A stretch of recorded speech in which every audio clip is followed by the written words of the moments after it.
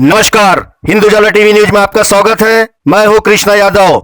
Britain की पूर्व प्रधानमंत्री लिज ट्रूस द्वारा अपने पद से इस्तीफा देने के बाद भारत देश का मुखिया भी देश की जनता से किए गए अपने वादे को पूरा करे या नैतिकता के आधार पर इस्तीफा दे, ऐसा कहना है राष्ट्रवादी कांग्रेस पार्टी के वरिष्ठ नेता शब्बीर विद्रोही का।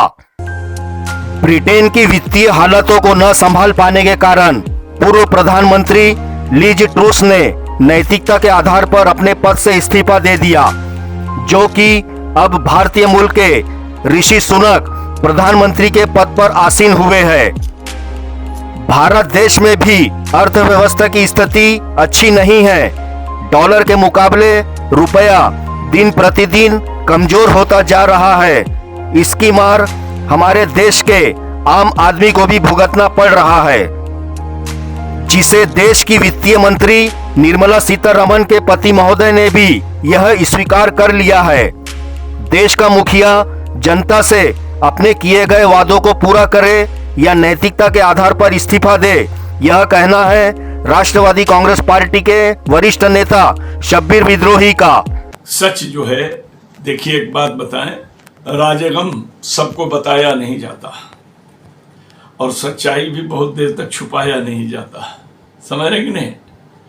और अपने दिल की बात हर जगह खोला नहीं जाता, सच मुंह से निकल जाता है, बोला नहीं जाता। राजे दिल हर जगह खोला नहीं जाता, सच मुंह से निकल जाता है, बोला नहीं जाता। तो सच तो वो निकलेगा ही ना, चाहे पति के मुंह से निकले या शासन की दुर्गति के मुंह से निकले, निकलना तो है और निकल रहा है। और इस पर जनता को सोचना पड़ेगा, क्योंकि जनता जानती है कि जो आदमी चाय वाला बना, क्या क्या बना, और कभी भी उसने क्या किया और बोला हम करेंगे, एक भी वादा पूरा नहीं किया। मैं आपके माध्यम से एक बात कहना चाहूंगा। आप पूछेंगे वो कौन सी बात?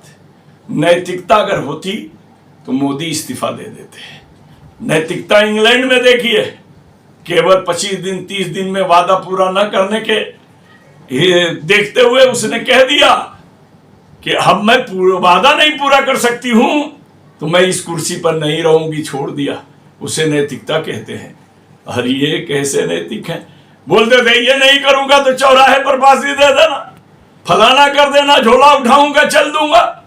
अरे तुम क्या चल दोगे, क्या झोला उठाओगे, क्या फांसी पर? हम लोग नहीं चाहते कि तुम इस तरह का करो, लेकिन नैतिकता का आधार लेते हुए या तो वादा पूरा करो, नहीं तो कुर्सी छोड़ दो। ये देश की नैतिकता इसी बात का सबक देती है। महाराष्ट्र मंत्रिमंडल के विस्तार के लिए सिर्फ तारीख पे तारीख चल रही है।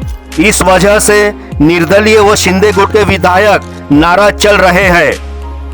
ज्ञात हो कि महाराष्ट्र में 2.5 साल से चली आ रही महाराष्ट्र विकास आघाड़ी सरकार से अचानक बंडखोर कर मुख्यमंत्री एकनाथ शिंदे ने बीजेपी के साथ सरकार बना ली, जिसमें सभी बंडखोर विधायकों को मोटी रकम मिली हो या मिला हो मंत्री पद का लालच। अब जबकि शिंदे सरकार में जिन विधायकों को मंत्री पद नहीं मिला है, उन्हें खल रहा है पूर्व मुख्यमंत्री उद्धव ठाकरे से होना अलग। महाराष्ट्र में मुख्यमंत्री एकनाथ शिंदे व बीजेपी ने मिलकर सरकार बना ली, तो अब दोनों ही दल महाराष्ट्र नवनिर्माण सेना के प्रमुख राज ठाकरे के साथ मिलकर अपनी खिचड़ी पकाने का जो प्रयास कर रहे हैं, उसे 3 तिगाड़ा काम बिगाड़ा करार दिया है राष्ट्रवादी कांग्रेस पार्टी के वरिष्ठ नेता शब्बीर विद्रोही ने। देखिए, अब पछताए होत क्या जब चिड़िया चुन गई खेत। समय रहे न चेता तूने, न किया गुरु से भेंट, अब पछताए होत क्या जब चिड़िया चुन गई खेत।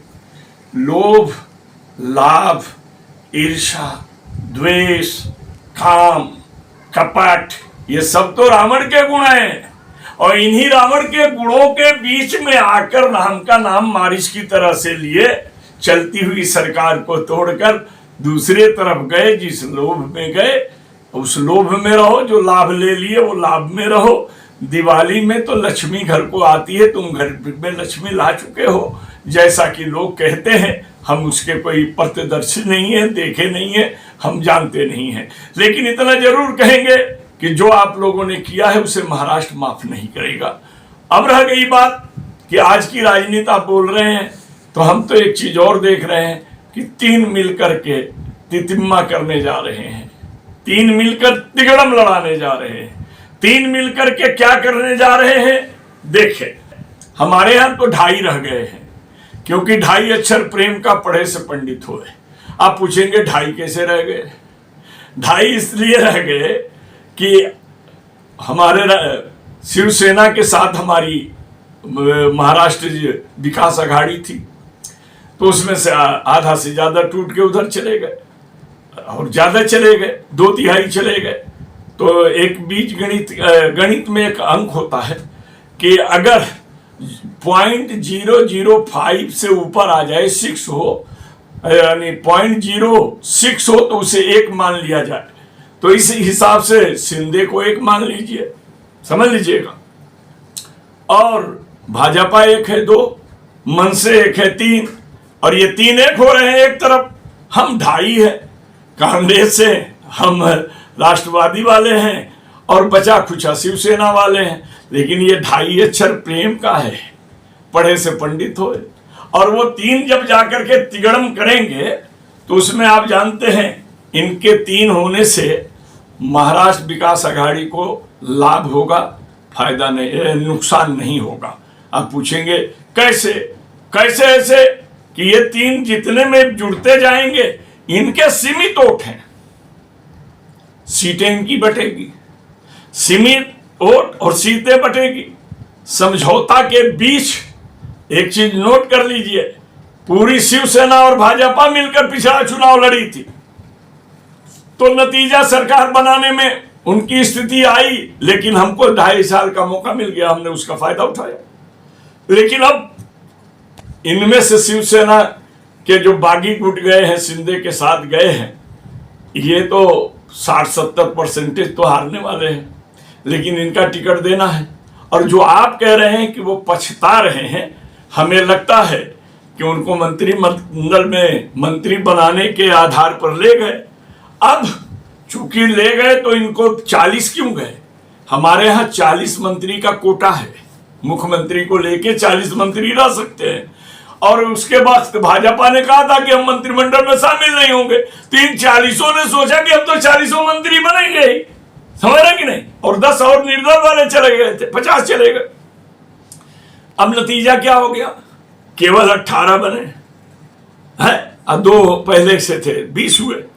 अब ये 22 घबरा रहे हैं जो 42 के कोटे में तो आना चाहते हैं, वो यही घबरा रहे हैं कि इधर हम न मंत्री बन पाए और उधर फिर जनता हमें विधायक नहीं बनाएगी, तो हम कहाँ के रहेंगे, न इधर के रहे न उधर के रहे, वो वाली हालत हो जाएगी।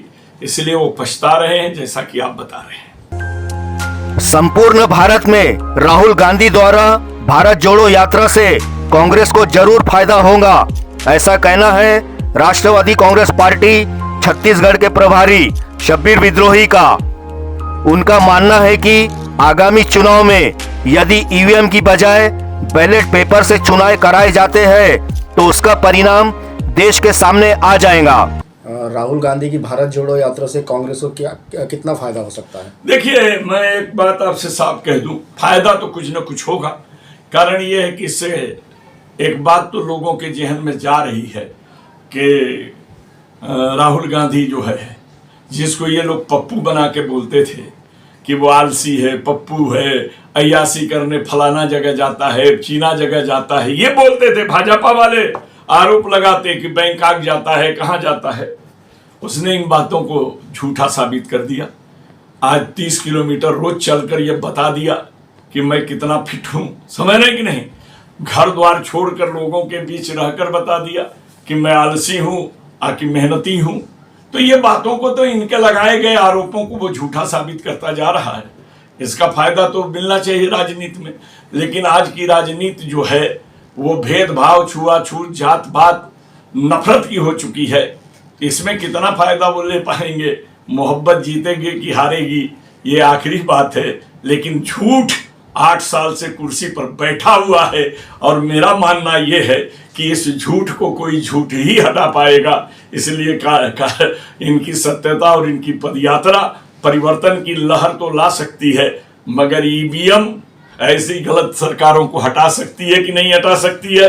कारण यह है, मैं ये बात इसलिए कह रहा हूं कि अभी अगर पंचायतों के जो चुनाव हुए हैं झारखंड में, बैलेट पेपर से हुए हैं, सुपड़ा साफ हो गया है भाजपा का।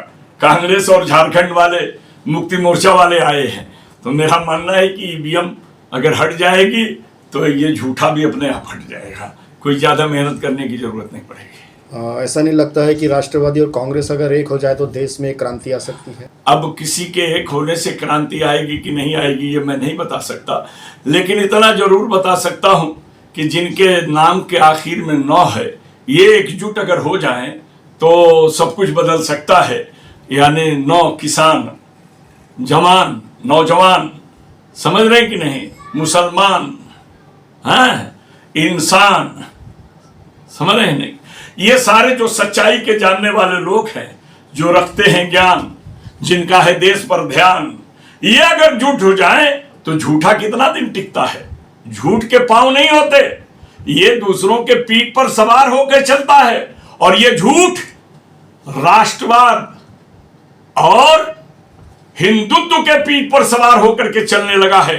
इसलिए राष्ट्रवाद वाले भी अगर ये सोच लें कि ये झूठ बात को समाप्त करना है तो अपने पीठ से जिस दिन इसको झटक देंगे, झूठ ज्यादा देर तक नहीं टिक सकेगा। शिक्षक चुनाव में क्या परिस्थिति रहेंगी आपके हिसाब से? देखिए, शिक्षकों के वोटों के जरिए अब तक गनार साहब जो जीतते रहे हैं, ये भाजपा के समर्थित उम्मीदवार रहे हैं। अभी हमको लगता है कि भाजपा जो है शायद अपना उम्मीदवार खड़ा करेगी, क्योंकि जैसा सुनने में आ रहा है कल्पना पांडे के बारे में कि उसे भाजपा अपना कैंडिडेट बनाएगी या भाजपा के लोग बनाएंगे। मगर 2 बार से जो संतोष कर रहे हैं, इस बार असंतोष की लहर में आने वाले हैं। और इस लहर में एक जहर भी है, जहर में एक कहर भी है, कहर के बीच एक नहर भी है, जिसके 2 पार्ट बने हुए हैं। आपको पता है, हमारे नितिन जी गडकरी साहब हैं और हमारे देवेंद्र फडणवीस हैं। अगर इनमें एकता हो जाए तो शिक्षक संघ के चुनाव में रिजल्ट उन लोगों के मुवाफिक जाएगा। लेकिन इनमें होगा कि नहीं होगा, इसमें एक बात है। इसमें बात इसलिए है कि एक स्पष्ट वक्ता है, जो करता है वही कहता है, और एक जो है झोल देने वाला है। कहना सुनना अलग है, करना अलग है। तो क्या ये दोनों एक हो सकते हैं? अगर ये दोनों एक हो सकते हैं तो रिजल्ट में बदलाव आएगा। अगर ये दोनों एक नहीं हो सकते हैं तो जो बंजारी के समय में रिजल्ट आया था, वो ऐसा ही रिजल्ट आने की संभावना शिक्षक चुनाव में दिखाई दे रहा है।